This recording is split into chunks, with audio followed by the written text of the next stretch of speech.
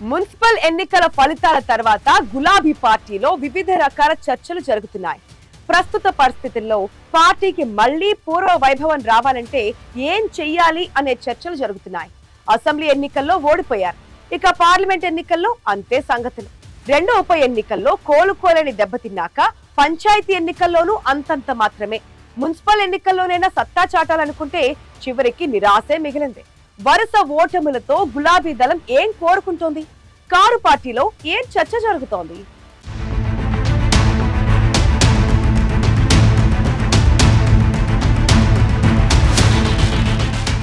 తెలంగాణలో ఎన్నికల ఫలితాలు బీఆర్ఎస్ పార్టీకి షాక్ ఇస్తున్నాయి. అసెంబ్లీ ఎన్నికల్లో ఓటమి తర్వాత జరిగిన లోక్సభ ఎన్నికల్లోనూ ఆ పార్టీకి పరాభవం ఎదురైంది. లోక్సభలో ప్రాతినిధ్యం కోల్పోయింది. ఆ తర్వాత జరిగిన సికింద్రాబాద్ కంటోన్మెంట్, జూబ్లీహిల్స్ ఉప ఎన్నికల్లోనూ బీఆర్ఎస్ పార్టీకి నిరాశ తప్పలేదు. పంచాయతీ ఎన్నికల్లోనూ కంటి తుడుపు ఫలితాలే వచ్చాయి. మున్సిపల్ రిజల్ట్స్ సైతం బీఆర్ఎస్ పార్టీకి భారీ షాక్ ఇచ్చాయి. దీంతో గులాబీ క్యాడర్ ఒక్కసారిగా నిరాశకు గురైంది. బాస్ మళ్లీ స్టీరింగ్ తిప్పాలనే టాక్ మొదలైంది.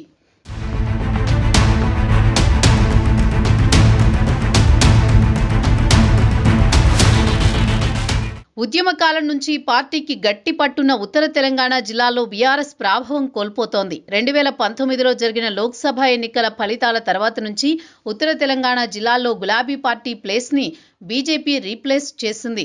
నిజామాబాద్, కరీంనగర్ జిల్లాలతో పాటు ఆదిలాబాద్ జిల్లాలోనూ బీఆర్ఎస్ పట్టు కోల్పోయింది. ఇక వరంగల్ జిల్లాలో అసెంబ్లీ, పార్లమెంటు ఎన్నికల్లోనూ గులాబీ పార్టీ ఓడింది. లోకల్ బాడీ ఎన్నికల్లో పర్ఫార్మెన్స్ పర్వాలేదన్నట్టుంది. 2014, 2018 ఎన్నికల్లో వరుస విజయాలు సాధించిన బీఆర్ఎస్ ఆ తర్వాత మాత్రం వెనుకబడింది.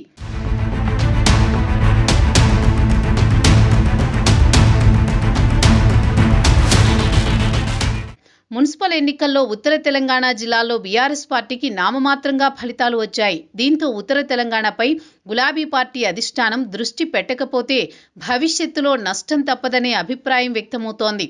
మున్సిపల్ ఎన్నికల్లో బీఆర్ఎస్ తరపున వర్కింగ్ ప్రెసిడెంట్ కేటీఆర్, మాజీ మంత్రి హరీష్ రావు మానిటరింగ్ చేశారు. కేటీఆర్ సిరిసిల్లతో పాటు 12 చోట్ల ప్రచారం చేశారు. ఉమ్మడి నిజామాబాద్, వరంగల్, రంగారెడ్డి జిల్లాల్లో ప్రచారం చేశారు. మాజీ మంత్రి హరీష్ రావు ఉమ్మడి మెదక్ జిల్లాతో పాటు ఆదిలాబాద్ లాంటి చోట్ల ప్రచారం చేశారు. వీరిద్దరూ తిరిగిన చోట్ల గులాబీ పార్టీకి సీట్లు వచ్చాయి, కానీ మున్సిపాలిటీలను దక్కించుకోలేకపోయింది.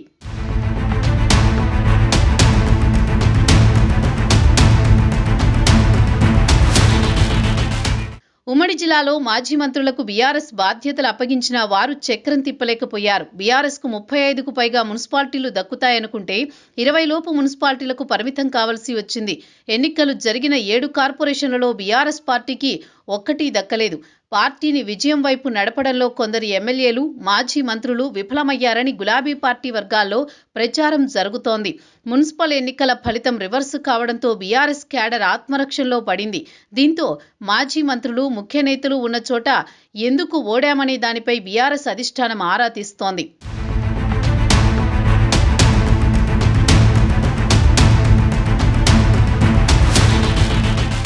ప్రధానంగా దక్షిణ తెలంగాణలో బీఆర్ఎస్ తీవ్రంగా దెబ్బతిన్నట్టు పార్టీలో చర్చ జరుగుతోంది. ఇందులో ఉమ్మడి జిల్లాల వారీగా ఫలితాలపై లోతుగా చర్చ జరుగుతోంది. ఇక్కడి పరిస్థితులు ప్రతికూల ఫలితాలకు కొంత కారణమైతే మరోవైపు నేతల తీరు కూడా కారణంగా భావిస్తున్నారు. పార్టీలో ప్రక్షాళన అవసరమని క్యాడర్ చర్చించుకుంటున్నారు. కేసీఆర్ ఆయా జిల్లాలపై ప్రత్యేక ప్రణాళిక సిద్ధం చేయాలని నేతలు సూచిస్తున్నారు. ఉమ్మడి ఖమ్మం జిల్లాలో గులాబీ పార్టీకి మొదటి నుంచి కలిసి రావడం లేదు.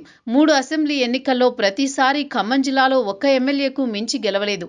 గతంలో అధికారంలో ఉన్నప్పుడు లోకల్ బాడీ ఎన్నికల్లో మంచి ఫలితాలు సాధించినా ఇప్పుడు మళ్లీ కథ మొదటికొచ్చింది.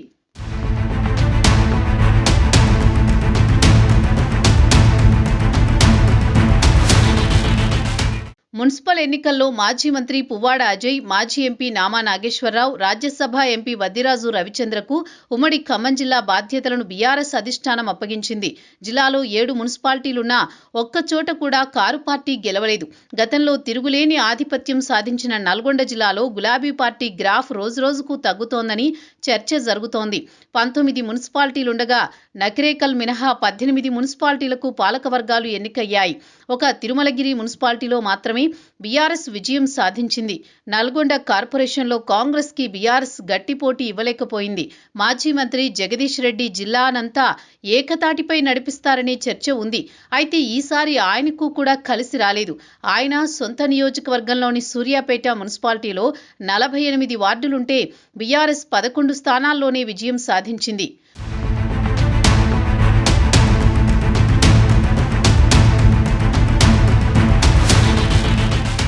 ఉమ్మడి రంగారెడ్డి జిల్లాలో 13 మున్సిపాలిటీలుంటే బీఆర్ఎస్ 3 చోట్లే గెలిచింది. మాజీ మంత్రి సబితా ఇంద్రారెడ్డి సైతం ప్రభావం చూపలేకపోయారు. ఉమ్మడి మహబూబ్ నగర్ జిల్లాలో 18 మున్సిపాలిటీలుంటే బీఆర్ఎస్ 4 మున్సిపాలిటీలను కైవసం చేసుకుంది. ఇక్కడ మాజీ మంత్రులు శ్రీనివాస్ గౌడ్, నిరంజన్ రెడ్డి గట్టి ప్రచారం చేసినా గులాబీ పార్టీకి ఓటమి తప్పలేదు. కేవలం అలంపూర్ నియోజకవర్గంలో అక్కడి ఎమ్మెల్సీ చల్లా వెంకట్రామిరెడ్డి ప్రభావంతో 2 మున్సిపాలిటీలు గెలుచుకుంది. అలంపూర్, ఐజా దక్కడంతో పాలమూరు జిల్లాలో పార్టీకి పరువు దక్కింది. అసెంబ్లీ ఎన్నికల్లో కూడా ఆ జిల్లాలో బీఆర్ఎస్ గెలిచిన 2 నియోజకవర్గాలు కూడా అవే.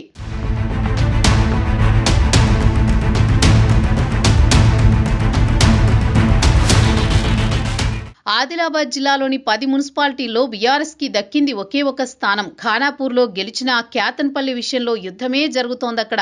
హరీష్ రావు ప్రచారం చేసిన క్యాతంపల్లి, ఖానాపూర్, చెన్నూరులో పార్టీకి మంచి ఫలితాలే వచ్చాయి. కానీ అధికార పార్టీ తెర వెనుక మంత్రాంగంతో బీఆర్ఎస్కి చెక్ పెడుతోంది. ఉమ్మడి కరీంనగర్ జిల్లాలోని 13 మున్సిపాలిటీల్లో బీఆర్ఎస్ 2 మాత్రమే గెలుచుకుంది. సిరిసిల్ల, జమ్మికుంట మున్సిపాలిటీలను తన ఖాతాలో వేసుకుంది. ఇక్కడ పార్టీ వర్కింగ్ ప్రెసిడెంట్ కేటీఆర్, మాజీ మంత్రి గంగుల కమలాకర్ విస్తృత ప్రచారం చేశారు. ఇక కరీంనగర్ కార్పొరేషన్ పరిధిలో త్రిముఖ పోటీలో పట్టు నిలబెట్టుకుని బీజేపీ జెండా ఎగరేసింది.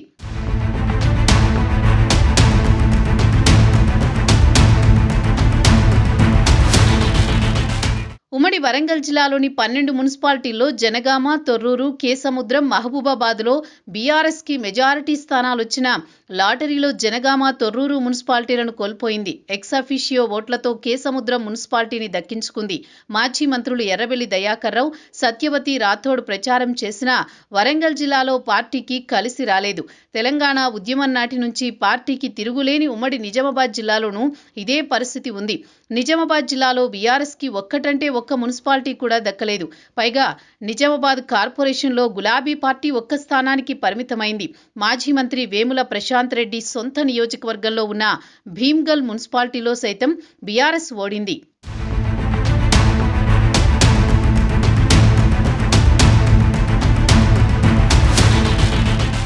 అసెంబ్లీ ఎన్నికల్లో ఓటమి తర్వాత బీఆర్ఎస్ అధినేత మాజీ సీఎం కేసీఆర్ ప్రజాక్షేత్రంలోకి రావడం లేదు. ప్రధాన ప్రతిపక్ష నేతగా ఉన్న అసెంబ్లీకి సైతం ఆయన హాజరవ్వడం లేదు. ఫామ్ హౌస్ కు పరిమితమై అక్కడి నుంచే గులాబీ నేతలకు దిశానిర్దేశం చేస్తున్నారు. 2024లో లోక్సభ ఎన్నికల్లో ప్రచారం చేశారు. ఆ తర్వాత తెలంగాణ భవన్లో జరిగిన పార్టీ విస్తృత స్థాయి సమావేశానికి హాజరయ్యారు. చివరగా వరంగల్లో జరిగిన బీఆర్ఎస్ రజతోత్సవ బహిరంగ సభలో కేసీఆర్ మాట్లాడారు. ఆ తర్వాత ఎక్కడా ప్రజాక్షేత్రంలోకి రాలేదు. దీంతో వరుస ఓటములతో డీలా పడ్డ గులాబీ కేడర్ అధినేత ప్రజల్లోకి రావాలని కోరుకుంటోంది. కేసీఆర్ బయటికొస్తే పార్టీలో జోష్ రావడంతో పాటు ప్రజల్లోనూ మైలేజీ పెరుగుతుందని గులాబీ కేడర్లో చర్చ జరుగుతోంది.